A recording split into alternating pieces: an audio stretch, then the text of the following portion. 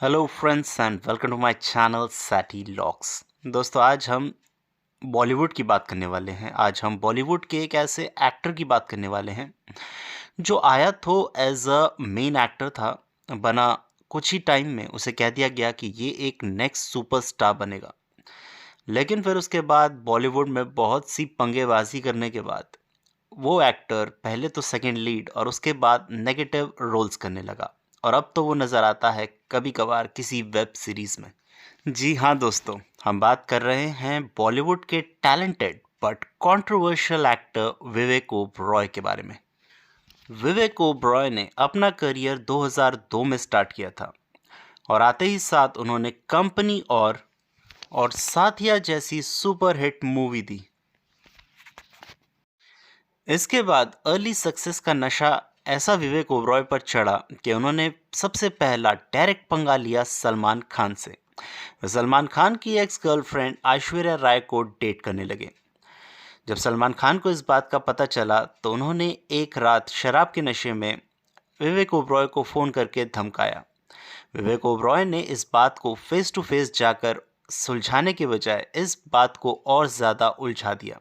वो direct media के पास गए और एक ओपन प्रेस कॉन्फ्रेंस करके अपनी और सलमान खान के बीच की सारी प्राइवेट बातें पब्लिक कर दी। इस इंसिडेंट के कुछ सालों बाद विवेक ओबरॉय ने अपने एक इंटरव्यू में बताया कि ऐसा करना उनकी सबसे बड़ी गलती थी। इस इंसिडेंट के बाद रातों रात बॉलीवुड ने उन्हें साइडलाइन कर दिया और कई सारे प्रोड्यूसर्स ने तो उनसे साइनिंग अमाउंट तक वापस मांगा, क्योंकि वो सलमान खान को नाराज़ नहीं करना चाहते थे। इसी वजह से सलमान खान से आगे चलकर विवेक ओबरॉय ने माफ़ी भी मांगी। अपने अर्ली सक्सेस के नशे में चूर विवेक ओबरॉय ने दूसरा बड़ा पंगा लिया आदित्य चोपड़ा से। वही आदित्य चोपड़ा जो यश राज फिल्म्स के कर्ता धर्ता हैं और यश राज फिल्म्स बॉलीवुड की सबसे बड़ी प्रोडक्शन हाउसेस में से एक है। दरअसल आदित्य चोपड़ा ने विवेक ओबरॉय को एक मूवी हम तुम ऑफर की, लेकिन विवेक ओबरॉय ने इस मूवी के लिए मना कर दिया। आदित्य चोपड़ा ने आगे चल के विवेक ओबरॉय को समझाया और कहा कि वो एक ना एक दिन बहुत बड़े सुपरस्टार बन सकते हैं, जस्ट लाइक शाहरुख खान, क्योंकि उन्होंने भी शाहरुख खान की तरह ही साइमल्टेनियसली एक रोमांटिक और एक्शन मूवी हिट दी थी। बट प्रॉब्लम ये है कि वो ऑलरेडी ही अपने आप को सुपरस्टार समझने लगे हैं। अपने करियर की शुरुआत में दो बड़े पंगे लेने के बाद विवेक ओबरॉय का करियर डामाडोल होने लगा, पर इसको ट्रैक पे लाया संजय गुप्ता और अपूर्वा लाखिया ने। संजय गुप्ता ने स्पेशली एक कैरेक्टर डिज़ाइन किया माया का फिल्म में, जो कि एक मेन विलन का था। विवेक ओबरॉय ने इसमें शानदार एक्टिंग करी और उनका करियर इस तरह से वापस ट्रैक पे आया।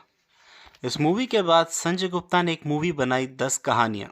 दरअसल इस मूवी में कोई मेन लीड एक्टर नहीं था, बल्कि काफ़ी सारे बड़े एक्टर्स इस मूवी में स्पेशल अपीयरेंस करते नजर आए।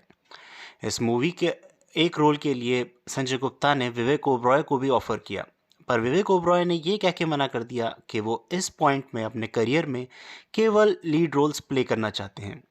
संजय गुप्ता ने as a token of friendship उनको कहा कि ये मूवी वो उनके लिए करें, लेकिन विवेक ओबरॉय ने इस मूवी के लिए साफ मना कर दिया। इसके बाद विवेक ओबरॉय एक बार संजय गुप्ता से एक पार्टी में मिले और विवेक ओबरॉय ने संजय गुप्ता से कहा कि उन्हें साथ में फिर से काम करना चाहिए। संजय गुप्ता को ऐसा लगा कि उन्हें विवेक ओबरॉय को एक और मौका देना चाहिए और उन्हें शूट आउट एट वडाला में दाऊद इब्राहिम का रोल ऑफर किया। पहले तो विवेक ओबरॉय ने इस रोल के लिए हाँ कर दी, लेकिन उसके कुछ दिन बाद इस रोल के लिए मना कर दिया और आगे चल के ये रोल सोनू सूद ने परफॉर्म किया।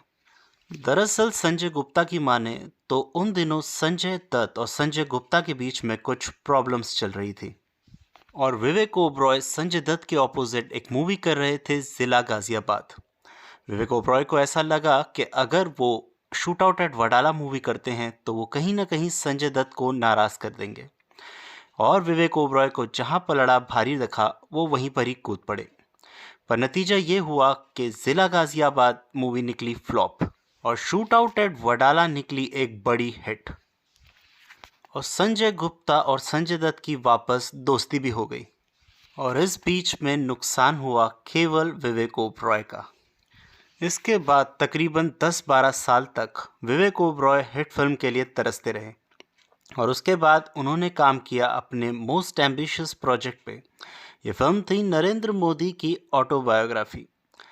पर इस मूवी को देख के तो ऐसा लगा कि इस मूवी को नरेंद्र मोदी की बायोग्राफी नहीं बल्कि केवल उनको खुश करने के लिए अंधभक्ति में बनाई गई है।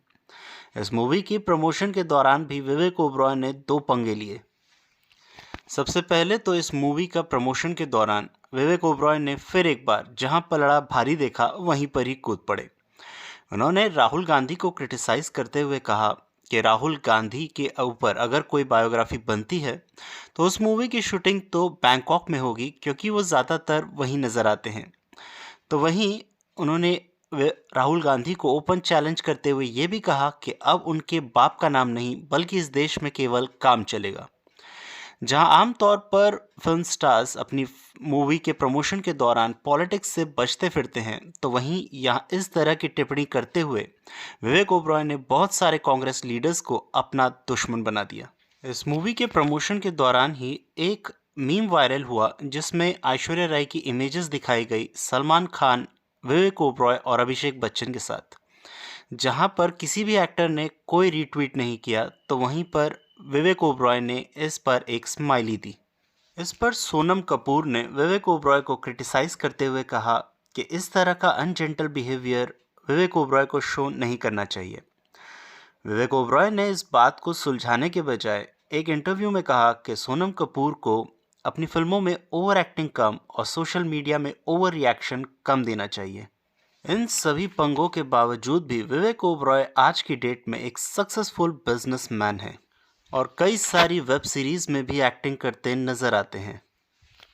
विवेक ओबरॉय की माताजी ने एक बार उनके बारे में कहा था कि विवेक ओबरॉय की जगह कोई और व्यक्ति होता तो अब तक शायद वो टूट चुका होता। ये बात उस समय की थी जब आधी फिल्म इंडस्ट्री और पूरे मीडिया वाले विवेक ओबरॉय के पीछे पड़े थे, लेकिन वो प्राउड फील करती हैं अपने बेटे के लिए कि उन्होंने बावजूद इसके एक सक्सेसफुल इंसान बन के दिखाया। तो ये थी दोस्तों विवेक ओबरॉय की छोटी सी कहानी। उम्मीद है आपको वीडियो पसंद आया होगा। अगर पसंद आया हो तो मनी मन लाइक मत करो, लाइक का बटन दबाओ और इस चैनल को सब्सक्राइब करो।